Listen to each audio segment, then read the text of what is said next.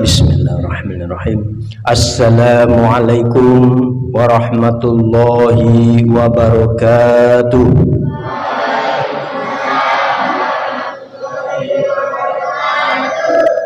Kok lemes? Nggak semangat ya? Semangat dong. Ya, sekali lagi ya. Assalamualaikum warahmatullahi wabarakatuh.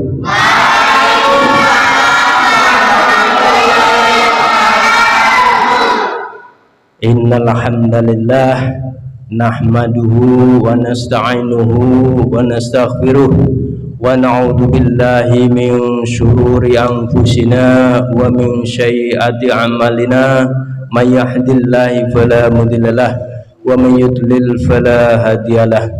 Asyhadu an la ilaha illallah wahdahu la syarikalah wa asyhadu anna Muhammadan abduhu wa rasuluh la nabiyya ba'dah. Allahumma sholli ala sayyidina Muhammad wa ala ali sayyidina Muhammad. Alhamdulillahirabbil alamin. Adik-adik remaja Masjid Al-Madinah yang dirahmati Allah serta bapak-bapak yang dirahmati Allah juga, mudah-mudahan pada malam hari ini kita senantiasa masih mendapatkan nikmat taufik dan hidayahnya, dan sudah sepantasnya lah kita sebagai hambanya bersyukur kepada Allah Subhanahu wa ta'ala, yang mana sampai pada malam hari ini kita masih dilimpahkan kesehatan, masih diberikan iman dan Islam, sehingga pada malam hari ini kita masih bisa melaksanakan sholat maghrib berjamaah di Masjid Al-Madinah yang kita cintai ini. Sholawat serta salam semoga senantiasa tercurahkan kepada junjungan kita Nabi besar Muhammad sallallahu alaihi wasallam beserta keluarganya, para sahabatnya dan para pengikutnya, dan mudah-mudahan kita tergolong umatnya yang kelak mendapatkan syafaat beliau di yaumil qiyamah nanti. Amin ya Allah ya rabbal alamin. Baiklah, untuk pada malam hari ini Bapak Ustadz Nuryadi akan membimbing adik-adik dalam hal pengajian atau ngobrol asik di masjid, ya. Adik-adik siap? Siap. Remaja Al-Madinah? Kurang semangat. Remaja Al-Madinah? Yes, asik ya, bincang asik di masjid. Jadi sekali lagi disampaikan, nanti ketika Pak Ustadz Nuryadi menyampaikan materi, jadi adik-adik tidak boleh ngomong sendiri, jadi didengarkan, dimengerti, dipahami. Kalau kurang paham, kurang ngerti, nanti boleh ditanyakan ke Pak Ustadz Nuryadi. Siap? Siap. Baik, kepada Bapak Ustadz Nuryadi untuk waktu dan tempatnya kami persilakan.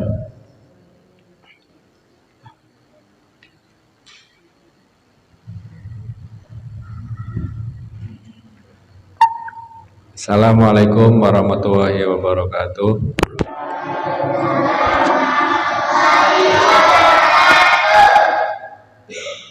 Alhamdulillahirabbil alamin, nahmaduhu wa nasta'inuhu wa nastaghfiruh wa na'udzu billahi min syururi anfusina wa min sayyiati a'malina may yahdihillahu fala mudhillalah wa may yudhlil fala hadiyalah. Asyhadu an la ilaha illallah wa asyhadu anna Muhammadan abduhu wa rasuluh la nabiyya ba'd.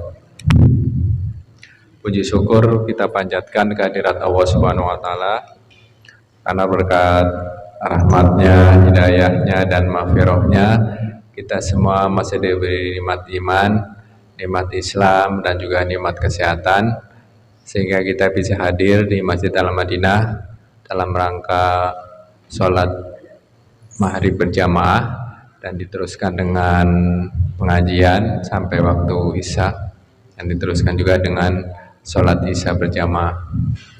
Salawat dan salam semoga selalu tercurah kepada junjungan kita Nabi Muhammad SAW beserta keluarganya, sahabatnya, dan kita umatnya yang insya Allah akan selalu istiqomah mengikuti ajarannya sampai yaumil qiyamah. Adik-adik yang saya cintai dan juga Pak Supri dan Mbak Jumadi dari seksi dakwah Masjid Al-Madinah yang saya hormati, marilah kita buka pengajian kita dengan membaca surat Al-Fatihah bersama. A'udzu billahi minasy syaithanir rajim. Bismillahirrahmanirrahim. Alhamdulillahi rabbil alamin. Ar-Rahmanir Rahim. Maliki yaumiddin. Iyyaka na'budu wa iyyaka nasta'in. Ihdinas siratal mustaqim. Siratal ladzina an'amta 'alaihim ghairil maghdubi 'alaihim waladdallin. Amin. Selanjutnya kita lanjutkan dengan tilawah ngaji bersama ya.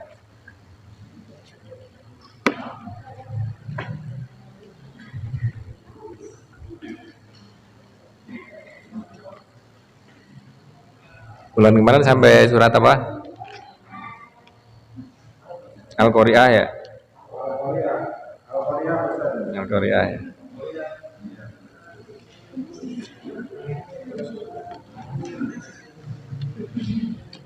Dua, tiga, empat.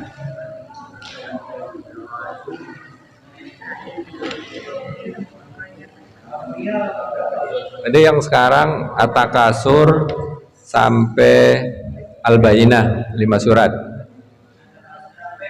Al-Bayyinah.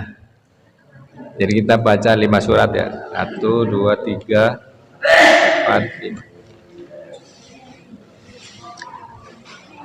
Kita baca bersama-sama ya. Udah ketemu belum? Udah. Ya kita baca bersama-sama. A'udzu billahi minasy syaithanir rajim. Bismillahirrahmanirrahim. Alhaakumut takasur hatta zurtumul maqabir. Kalla sawfa ta'lamun. Summa kalla sawfa ta'lamun. Kalla law ta'lamuna ilmal yakin. Latarawunnal jahim.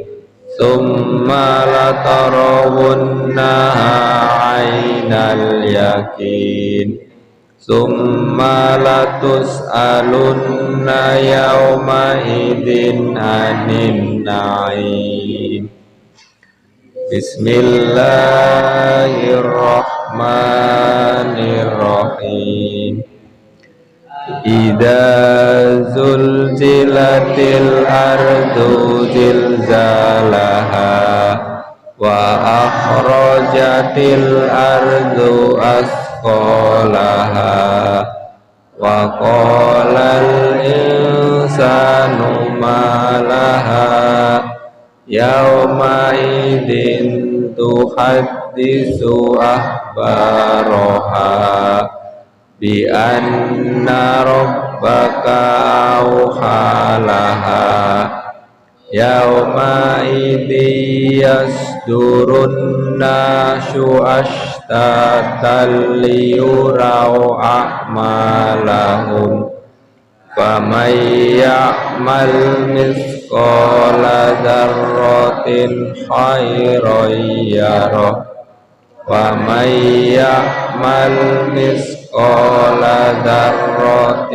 شرا يره بسم الله الرحمن الرحيم والعاديات ضبحا فالموريات قدحا فالمهيرات سبحا فأثرن به نقعا فوسطن به جمعا إن الإنسان لربه لكنود وإنه على ذلك لشهيد وإنه لحب الخير لشديد أفلا يعلم إذا بؤثر ما في القبور وحصل ما في الصدور إن ربهم بهم يومئذ لخبير بسم الله الرحمن الرحيم لم يكن الذين أروا الكتاب والمشركين حتى تأتيهم البينة رسول من الله يتلو صحفا مطهرة فيها كتب قيمة وما تفرق الذين أوتوا الكتاب إلا من بعد ما جاءتهم البينة وما أمروا إلا ليعبدوا الله مخلصين له الدين حنفاء ويقيمون الصلاة ويؤتوا الزكاة وذلك دين القيمة إن الذين كفروا من أهل الكتاب والمشركين في نار جهنم خالدين فيها أولئك هم شر البرية إن الذين آمنوا وعملوا الصالحات أولئك هم خير البرية جزاؤهم عند ربهم جنات عدن تجري من تحتها الأنهار خالدين فيها أبدا رضي الله عنهم ورضوا عنه ذلك لمن خشي ربه Sadaqallahul adzim. Alhamdulillah kita sudah membaca Al-Quran yang tilawah. Semoga bacaan kita yang membaca dan yang mendengarkannya sama-sama mendapatkan pahala dari Allah Subhanahu wa taala. Amin. Adik-adik yang saya cintai, kita akan melanjutkan materi pemuda hijrah ya. Jadi yang sebelumnya kan kita sudah membahas hijrah itiqodiyah, terus kemudian hijrah fikriyah, terus kemudian hijrah su'uriyah. Nah yang sekarang adalah hijrah sulukiyah gitu. Jadi azza syukri adalah kita berpindah dari perilaku yang tidak baik menuju ke perilaku yang baik yang diridhoi oleh Allah Subhanahu wa taala atau akhlakul karimah gitu. Jadi kalau kita melihat fenomena sekarang, anak-anak remaja sekarang yang suka tawuran, terus kemudian mabok-mabokan, terus pada pacaran, terus kemudian narkoba gitu. Itu termasuk akhlak yang baik atau bukan? Bukan. Jadi itu bukan akhlak yang baik. Itu mencerminkan sebuah akhlak yang buruk. Gitu. Dan itu juga terjadi sebelum Islam datang. Jadi sebelum Rasulullah menyampaikan risalah Islam, itu bangsa Arab juga kondisinya sama seperti itu. Jadi suka mabok-mabokan, suka berjudi, itu suka membunuh, itu suka berperang. Sampai kalau ada punya anak perempuan itu dikubur hidup-hidup. Karena memang mereka tuh senangnya sama anak laki-laki. Termasuk yang dilakukan oleh sahabat Rasulullah sebelum dia masuk Islam, yaitu Umar bin Khattab. Dia pernah mengubur anaknya hidup-hidup.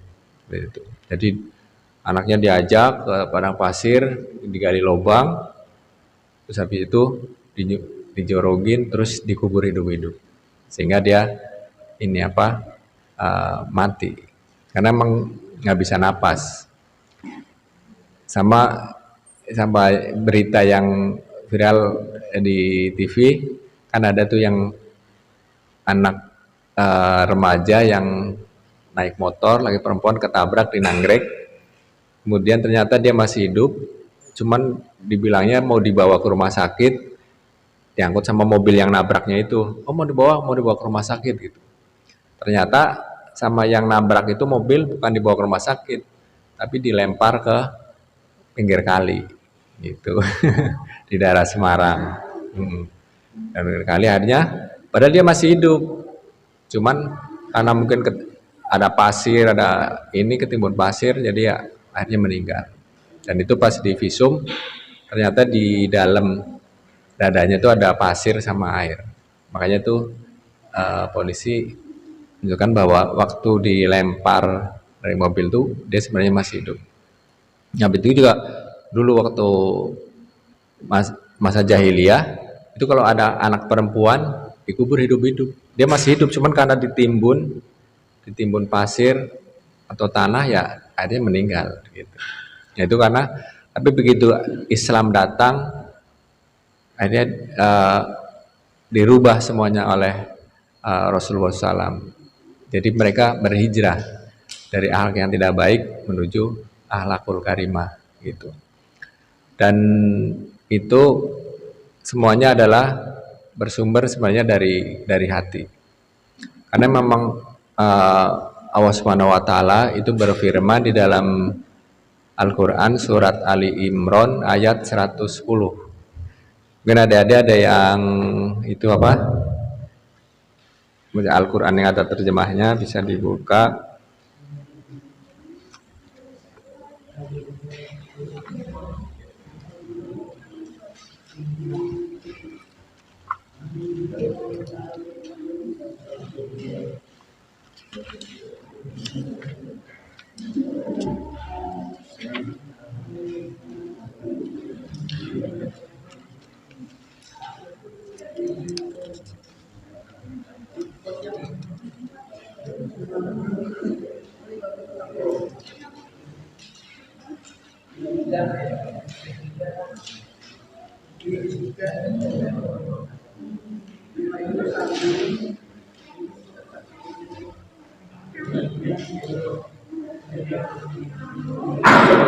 Udah ketemu ya? Ya, saya bacain ya. A'udzubillahi minasyaitonirrajim. Untum khaira ummatin ukhrijat linnasi ta'muruna bil ma'ruf wa tanhauna 'anil munkar wa tu'minuna billah. Walau amana ahlul kitabi akana khairul lahum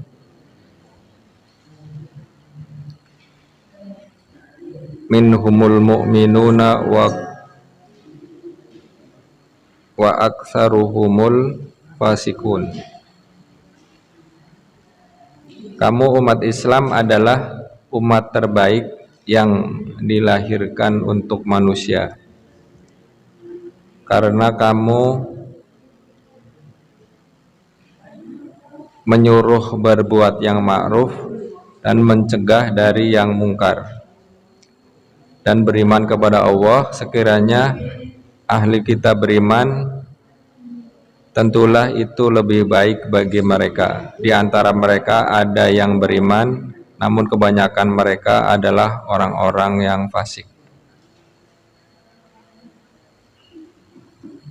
Jadi karena isinya umat Islam itu sudah berhijrah ya dari akhlak yang tidak baik menuju akhlak yang baik, yang sesuai dengan tuntunan Allah dan Rasulnya, makanya umat Islam itu menjadi umat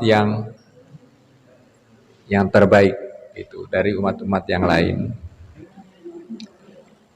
Nah, sekarang ada pertanyaan nih buat adik-adik.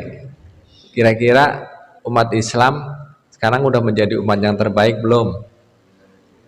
Iya. Ya karena masih belum mempraktekkan akhlak yang baik seperti itu.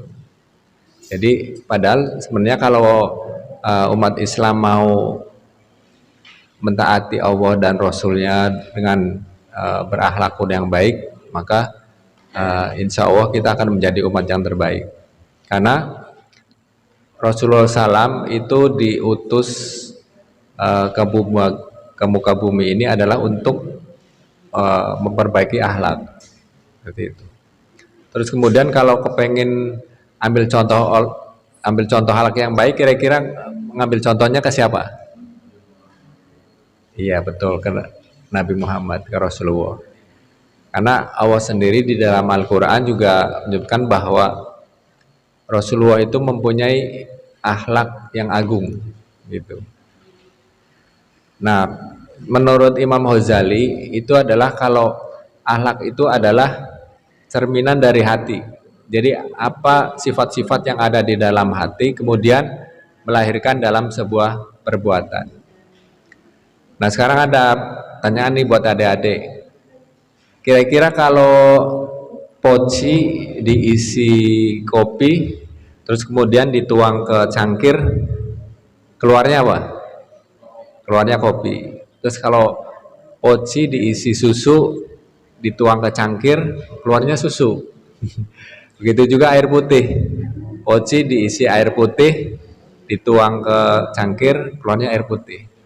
Begitulah akhlak. Jadi akhlak itu yang baik, yang benar itu adalah dia udah menjadi sifat, udah keluar dari hati itu. Jadi nggak mikir-mikir lagi. Contoh, seseorang itu mempunyai sifat jujur, terus kemudian dia masuk ke toilet, namanya ke toilet masjid. Di toilet ketemu dompet, di dompet ada uang tuh, ada banyak nih uangnya, ada 1 juta nih. Nah, kalau dia masih mikir dikembalikan enggak ya, atau diambil aja kali ya 100, ini kan nggak ketahuan. Itu kira-kira orang itu udah punya akhlak atau belum? Belum, karena dia masih mikir.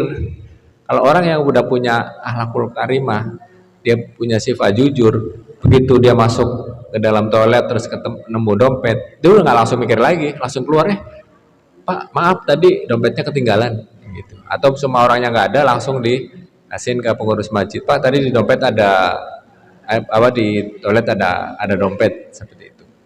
Nah, itu jadi kata para ulama itu yang akhlak itu adalah sifat.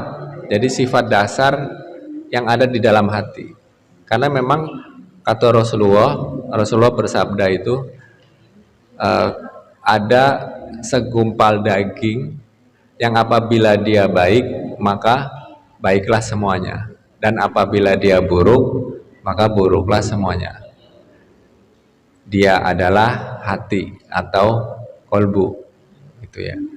Jadi cerminnya di situ. Jadi kita tuh kalau kepingin kita berakhlak yang baik, maka kita harus dimulai dari hati. Kira-kira ada pertanyaan nih, kira-kira sikap yang tidak baik atau akhlak yang buruk bisa dirubah atau enggak? Iya, bisa. Nggak mungkin semua orang akhlaknya tidak baik, udah dari sononya, udah dari lahir begitu. Nggak ada istilah seperti itu. Jadi bisa dirubah, gitu. Orang yang istilahnya suka mencuri, itu bisa dirubah menjadi orang yang jujur, tidak mencuri, gitu. Orang yang tidak berakhlak baik, semua anak remaja suka tawuran, suka mabok-mabokan, itu bisa dirubah. Dan itu dirubahnya melalui dari hati dulu.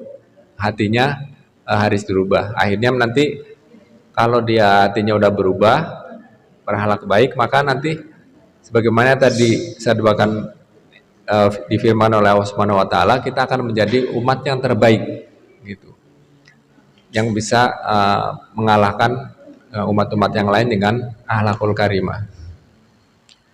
Jadi yang akhlak itu yang pertama adalah kita mentaati perintah Allah Subhanahu wa taala, seperti itu. Jadi ada sebuah kisah waktu zaman Umar bin Khattab. Jadi ada seorang pemuda menjadi pengembala kambing, gitu. Terus kemudian Umar bin Khattab lewat, terus kemudian dia bilang ke remaja tadi, "Nah, sini," katanya. "Kira-kira ini majikan kamu tahu nggak jumlah kambing-kambing yang digembala?" "Oh, tidak tahu," katanya. "Nah, kalau seandainya satu kambing ini saya beli, terus uangnya saya kasih kamu, kira-kira majikan kamu tahu nggak?" "Nggak tahu," katanya gitu. "Ya udah kalau begitu satu kambing saya beli," kayak gitu. Tapi terus si pemuda tadi atau yang remaja tadi itu menjawab, "Aina Allah," terus di mana Allah, gitu. Jadi memang majikannya dia tidak tahu, tapi Allah tuh Maha melihat.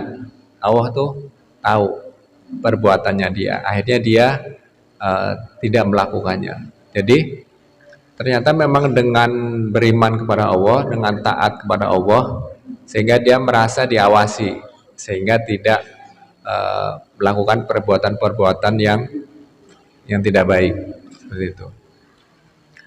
Dan itu pertama harus beriman kepada Allah Subhanahu wa taala. Terus kemudian juga kita harus mentaati Rasulullah, karena memang contoh akhlak yang baik itu ada pada Rasulullah. Terus kira-kira ada pertanyaan lagi nih adik-adik. Setelah taat kepada Allah, kepada Rasul, kira-kira taat kepada siapa lagi? Kan pertama taat kepada Allah, kedua taat kepada Rasul, kedua taat kepada siapa? Itu rukun iman. Taat kepada ibu atau orang tua, itu. Jadi karena waktu itu pernah sahabat nanya kepada Rasulullah, "Ya Rasulullah, setelah saya taat kepada Allah dan Rasulnya, taat kepada siapa?" "Ibumu, ibumu, ibumu, baru bapakmu." Gitu. Jadi kalau kita lagi sholat sunnah, ini ada pertanyaan lagi nih buat adik-adik. Kita lagi sholat sunnah, terus kemudian dipanggil sama ibu, itu sholat sunnahnya dibatalin atau enggak? Iya.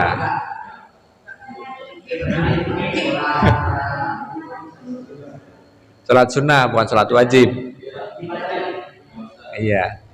Ya, jadi yang benar itu sebenarnya kita minta izin dulu ke ibu, "Bu, saya mau sholat sunnah," gitu. Jadi nggak. Tapi kalau seandainya kita lupa nggak minta izin, terus ibu kita nggak tahu kita lagi sholat sunnah terus dipanggil, itu sholat sunnahnya dibatalin karena dipanggil sama ibu itu wajib hukumnya.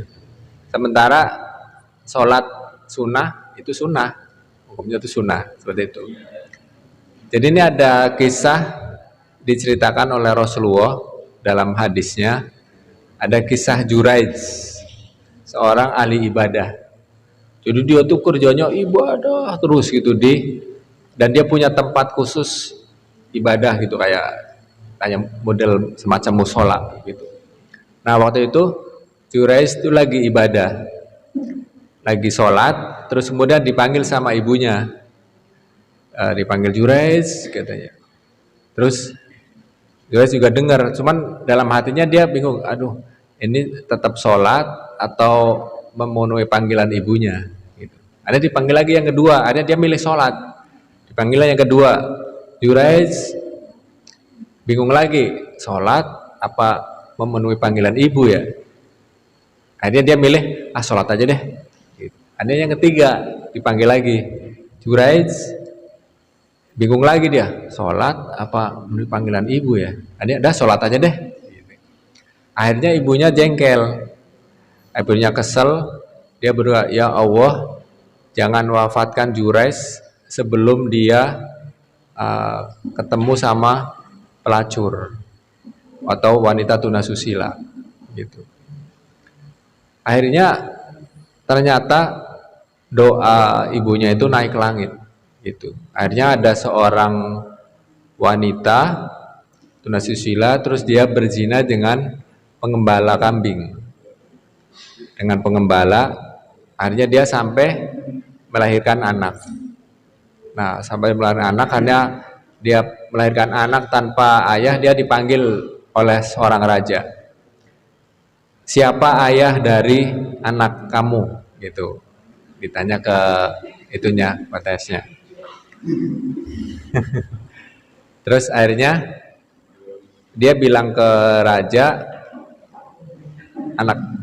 ayah dari anak ini adalah Juraij gitu. Ini duduknya jangan ini apa maju ini apa mas apa agak maju lagi aja, agak dempetan. Iya, jadi nanti kisah Juraij harus nanti harus bisa ceritain lagi ini, dengerin. Terus akhirnya seorang raja tadi memerintahkan anak buahnya untuk menangkap dan menghancurkan tempat ibadah Juraij. Karena Juraij ditangkap dan tempat ibadahnya dihancurkan. Terus dia berjalan dari rumahnya sampai ke kerajaan, sampai ke istana. Terus di jalan itu dia ketemu dengan orang-orang wanita tunasusila gitu. Tapi Juraij ini senyum gitu. Ada sampai di depan raja, terus raja bilang, wahai Juraij, kamu harus bertanggung jawab seperti itu, karena kamu telah menghamili perempuan. Terus siapa yang bilang? Terus perempuan ini, katanya gitu, kata rajanya. Terus tolong hadirkan bayinya, kata gitu, kata Juraij. Terus kemudian Juraij sholat 2 rakaat. Terus kemudian bayinya ditanya, wahai bayi, siapa ayahmu? Bayinya jawab, ayahku adalah pengembala kambing. Iya. Nah itu ada keajaiban itu. Jadi seharusnya bayi itu kan nggak bisa ngomong, bayi itu bisanya gitu doang. Tapi ini bayi ini bisa ngomong karena Juraij ini orang ahli ibadah. Makanya kata Rasulullah, ada 2 bayi di dunia ini yang bisa ngomong. Pertama adalah bayinya Isa, Nabi Isa. Terus kedua adalah bayi yang itu Juraij. yang dari di kisah Juraij gitu. Akhirnya si raja minta maaf kepada Juraij, akhirnya ditawarkan, wahai Juraij, kamu tidak bersalah dan tempat ibadah kamu, apakah mau kamu saya bangun kembali ibadah kamu dengan emas? Jadi tempat ibadahnya sama raja mau dibangun dengan emas, tapi Juraij tidak mau. Atau tempat ibadah kamu saya bangun lagi dengan perak. Juraij juga tidak bersedia. Bangun saja seperti sedia kala, yaitu dengan tanah liat. Gitu. Karena memang Juraij ini ahli ibadah yang zuhud. Dia tidak silo dengan harta dunia. Dia lebih ininya ke ibadah. Terus kemudian Juraij itu tersenyum. Si raja ini heran, kok kamu tersenyum, katanya. Ya karena saya melihat sebuah doa yang terkabul, yaitu doa ibunya. Gitu. Jadi doa ibunya agar dia ketemu dengan wanita-wanita tunasusila seperti itu. Nah itu kisah bahwa kita itu harus taat kepada ibu gitu. Isa jam berapa?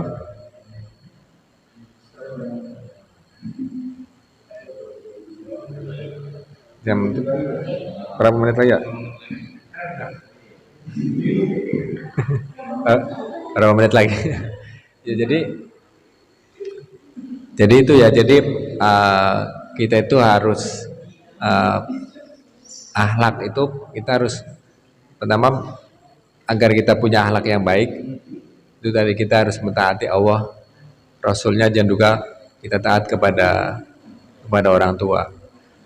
Terus kemudian kita tidak boleh mengatakan pada orang tua gitu, karena itu jadi kita tidak boleh menyakiti hati ibu kita yang telah melahirkan kita. Jadi ada kisahnya tuh di kampung tempat saya tinggal, itu di daerah Pemalang gitu. Jadi waktu itu ibunya itu punya anak laki-laki merantau ke Jakarta gitu. Anak laki-laki merantau ke Jakarta, terus kemudian dan tinggal di Jakarta, dia jarang pulang. Terus kemudian ibunya tuh nyusul ke Jakarta. Terus pas sampai di Jakarta ketemu, nggak tahu apa yang jadi ibunya itu sampai jadi marah sama dia gitu. Marah sampai akhirnya ibunya itu ngucap, anak nggak tahu diuntung, katanya. Dasar anak durhaka, biar mati ketabrak truk, katanya gitu. Ibunya sempat ngomong seperti itu. Akhirnya dia pulang ke kampung halamannya. Terus selang beberapa hari kemudian datang polisi, ketok pintu. Assalamualaikum, apakah ini rumahnya Fulan? Iya betul. Fulan, kami ingin mengabarkan dari kepolisian, Fulan meninggal tertabrak truk di Jakarta gitu. Tapi hanya ibunya nyesel karena dia sudah nyumpain anaknya tertabrak truk. Jadi doanya dikabulin. Jadi makanya kita nggak boleh sampai ibunya kesel. Terus ada tahu nggak Imam Masjidil Haram? Imam Masjidil Haram yang bacaannya bagus, namanya siapa?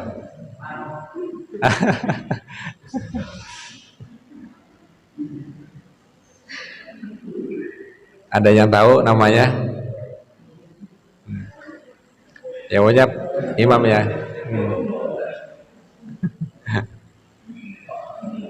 Ya jadi sebenarnya itu dulu waktu masih remaja itu anaknya tuh bandel gitu. Anaknya bandel, jadi waktu itu mau ada tamu, ibunya udah nyiapin kue di meja buat disuguhin ke tamu. Anak ini ambil pasir ditaburin ke kuenya.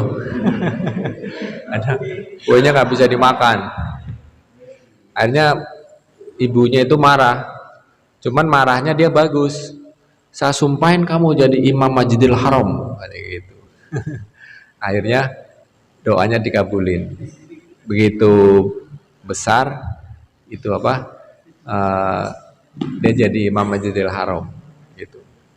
Jadi emang yang bagus tuh begitu. Kalau seorang ibu kalau marah jumpanya yang baik, jangan sampai kayak maling kundang.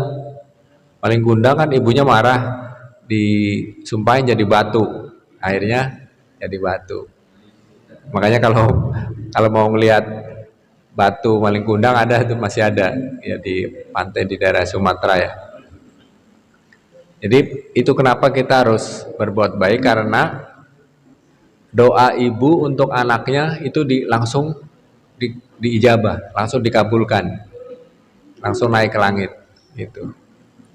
Makanya pernah ada ibu yang doa untuk anaknya, ya Allah semoga anak saya itu naik turun mobil dan megang uang banyak. Kira-kira pas gedenya jadi apa tuh anaknya?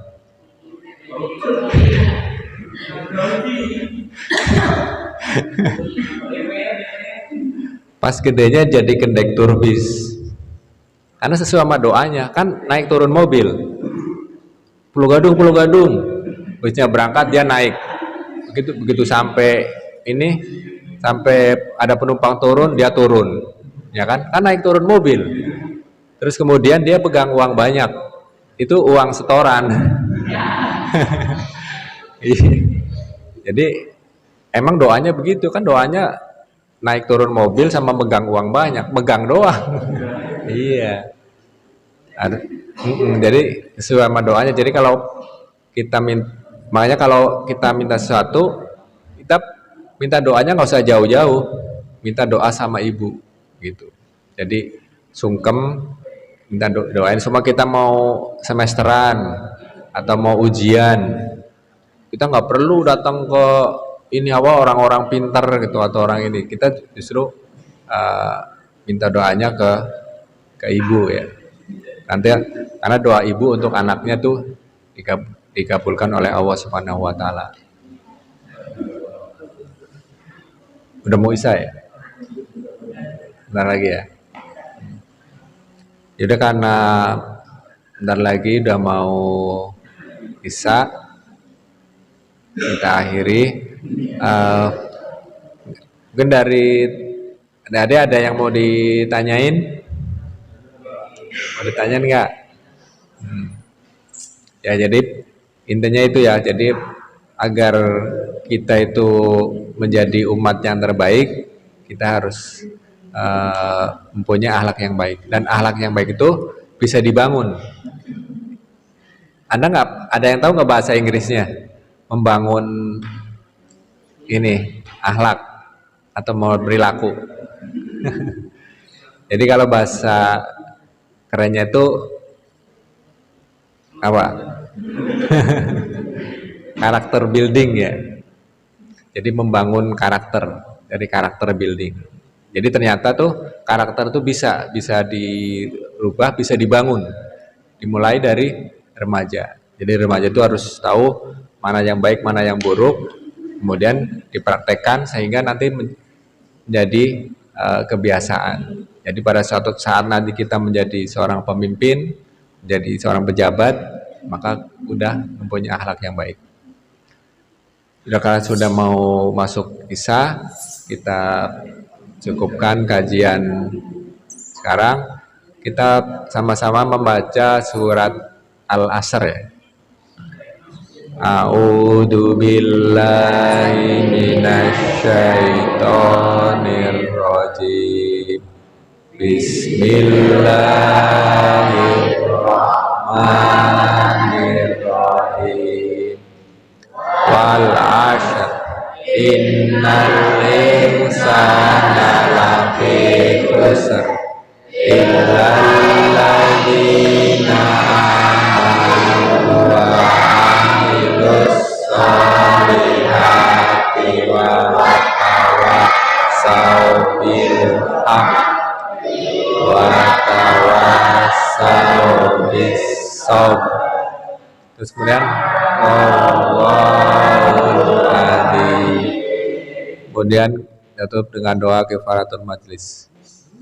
Subhanakallahumma wa bihamdika asyhadu an la ilaha illa anta astaghfiruka wa atubu ilaik. Wassalamualaikum warahmatullahi wabarakatuh.